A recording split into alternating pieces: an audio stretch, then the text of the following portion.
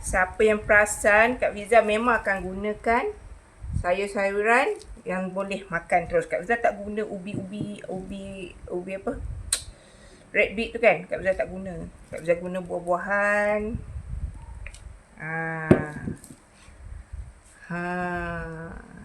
Semua Kak Fiza guna barang-barang yang boleh terus makan.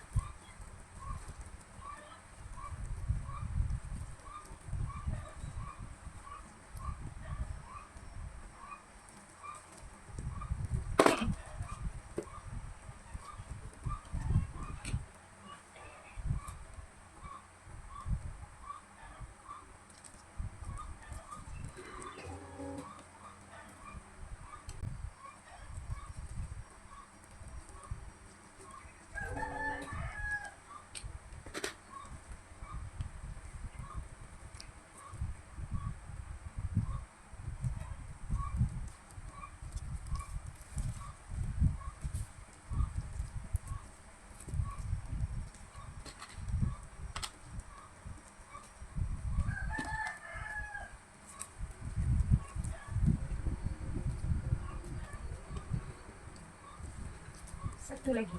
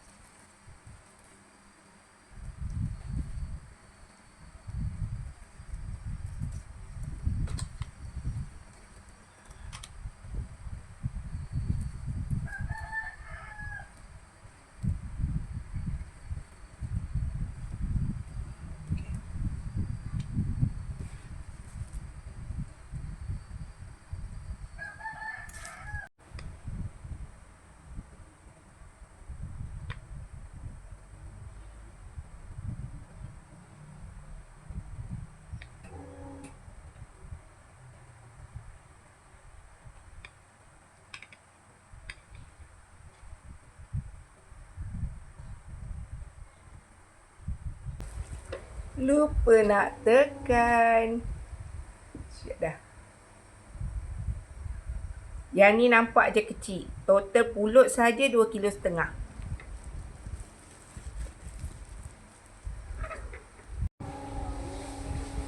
Yang ni minyak masak.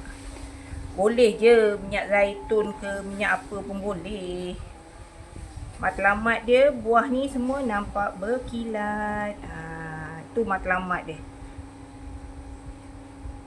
Berkilat semua, alhamdulillah.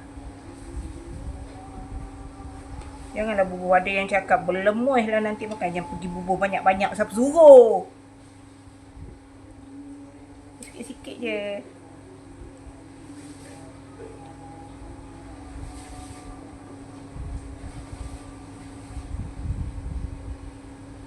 Ni tak siap lagi ni. Banyak lagi tak siap. Malam tadi pasang kotak. Bangun pagi-pagi buat bunga. Lepas tu rendam pulut. Pulut mesti direndam lebih daripada 4 jam.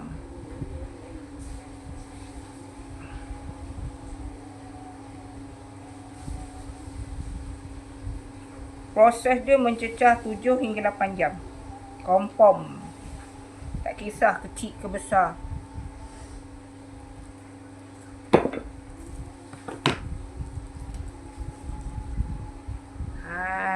Cantik tak?